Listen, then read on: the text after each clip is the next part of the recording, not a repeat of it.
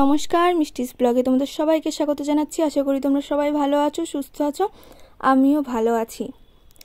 তো আজকের সকালটা একটু অন্যরকম, অন্য জায়গায়, অন্য পরিবেশে, অন্য বাড়িতে, পুরো একদমই অন্যরকম। এই 3-4 দিন তো কোনো ব্লগ বানাইনি, আজকে 3-4 দিন পরে আবার একটা ডেইলি ব্লগ বানালাম।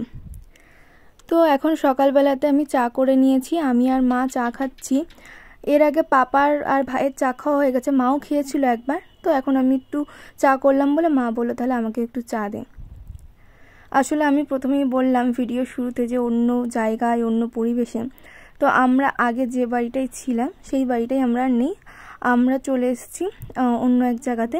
মানে এটা হচ্ছে আমার বাবার এক বন্ধুর বাড়ি। তো ওখানেই আমরা থাকবো কিছুদিন, যতদিন আমরা ঘর না পাই ততদিন এখানেই থাকবো।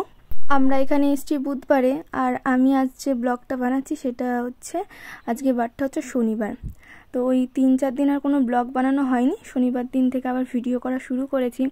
যেহেতু এখন ডেইলি ব্লগ দিই রোজ, তো না দিলে হবে, তো সেই জন্য আবার ব্লগ বানানো।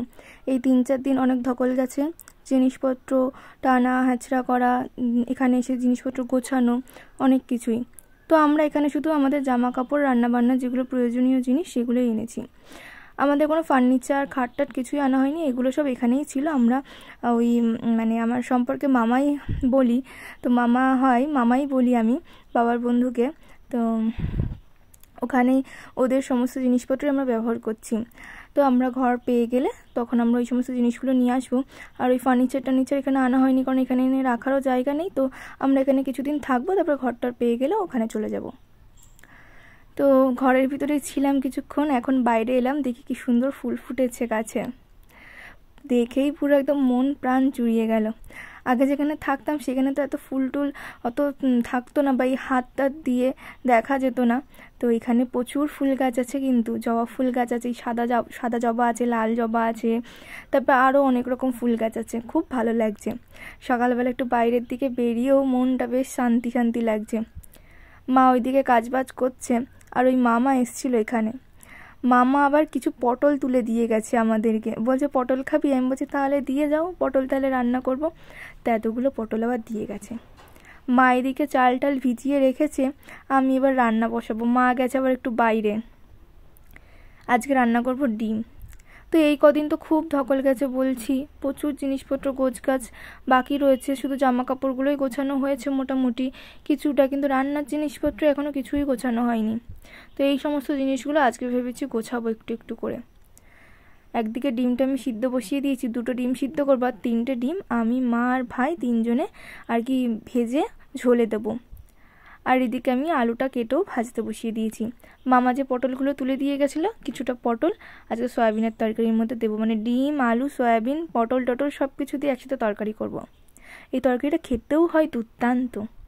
পটলও ভাজা হয়ে গেছে, সয়াবিনটা ভাপ দিয়ে নিয়েছিলাম, এবার একটু কড়াইতে দিয়ে নেড়ে নিচ্ছি। সয়াবিনটা ভাজা হলে এবারে ডিমগুলোও ভেজে নেবো। মানে যে ডিমটা আমরা অমলেট করে ঝোল করব সেই ডিমটাও ভেজে নেব। ওই ডিমটাও ভেজে তুলে রেখেছিলাম। এক হাত দিয়ে ভিডিও করছি, তো ওই জন্য খুব একটা বেশি ভিডিও করতেও পারছি না।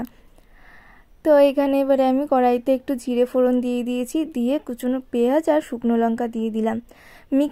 মিক্সিটা আমাদের আনা হয়েছে, কিন্তু না এখানে সেই আমি বোর্ডটাই দিতে পারছি না, মানে ঘুরছেই না মিক্সারটা, কেন কে জানে। এখানে এখন সব কিছু গুঁড়ো মশলা দিয়ে রান্নাবান্না হচ্ছে, মশলা সেইভাবে আর বাটা হচ্ছে না, আমাদের শিল নোড়াটাও না আনা হয়নি।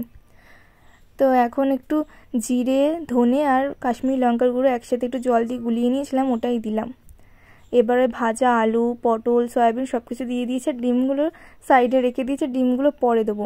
এবারে ভালো করে এগুলোকে কষিয়ে নেবো। এইভাবে রান্না করলে কিন্তু খুব ভালো লাগে। সয়াবিনটা করা হচ্ছে, কিন্তু এর ভিতরে যদি 2-3টে ডিম দিয়ে দেওয়া হয় তাহলেও কিন্তু খুব টেস্টি হয়।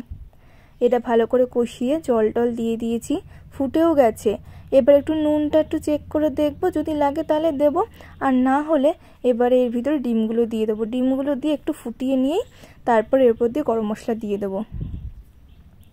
ডিমগুলো দিয়ে দিচ্ছি। ওদিকে মাও বাড়ি চলে এসেছে, মা বলছে এই দরজাটা খুলে। আমি দাঁড়াও, এদিকে আমি ডিমটা দিয়ে তারপর তোমার দরজা খুলে দিচ্ছি। মা যেহেতু বাড়িতে ছিল না, আমি একা একা ছিলাম, সেই জন্য ঘরে তালা দিয়েই ছিলাম। ওইদিকে সমস্ত কাজবাজ করছিলাম, রান্না বান্না। মাও চলে এসেছে, 2 বোতল জলও একবারে হাতে করে নিয়ে এসেছে। আমরা যে জল নিয়ে এসেছি ড্রামে করে, মা ওই জলটা আবার খেতে পাচ্ছে না, সেই জন্য আবার মা 2 বোতল করে জল নিয়ে আসছে কলের থেকে।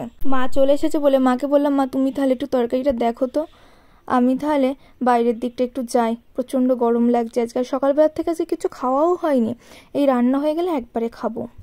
এই যে বাইরে এই সমস্ত জিনিসপত্রগুলো সব গোছাবো আজকে, নাহলে এই রান্না করার সময় না কিছুই হাতের কাছে পাওয়া যাচ্ছে না, তো ভীষণ বিরক্তি লাগছে। এই 2 দিন অবশ্য মাই রান্না করেছে, আমি আর রান্না বান্না করিনি, আমার ভালো লাগছিল না কিছুই করতে। তো রান্না বান্না কমপ্লিট, এখন ওই 11:15টার মতো বাজে, ভাত খাবো এখন একবারেই খেয়ে নেবো, দুপুরে আর খাবো না, কারণ এখন প্রায় 12টার মতনই বাজতে যায়। এখন খেয়ে নিলে আর দুপুরবেলাতে খেতে ভালো লাগবে না, সেই জন্য একটু বেশি করেই খেয়ে নেবো। আলু পটল ডিম টিম দিয়ে একসাথে সয়াবিন দিয়ে তরকারি হয়েছে। এই তরকারিটা না আজকে অনেকটা কেমন লাগছে বলো তো, আগে যখন স্কুলে মিড ডে মিল খেতাম সয়াবিনের তরকারি ঠিক ওরকম লাগছে, একদম ঠিক ওরকম লাগছে খেতে, এত ভালো লাগছিল না খেতে। আগে তো স্কুলে মিড ডে মিল আমি খেতাম, বাড়ির থেকে টিফিন নিয়ে গেলেও স্কুলের মিড ডে মিল আমি খেতাম, আমার ওই তরকারিগুলো খুব ভালো লাগতো খেতে। মা ওইদিকে বাইরে বসে একটা বস্তা কাটছে, যেটা আমি ওই চৌকিটার ওপর পাতবো, আর এখানে এখন আমি খাচ্ছি।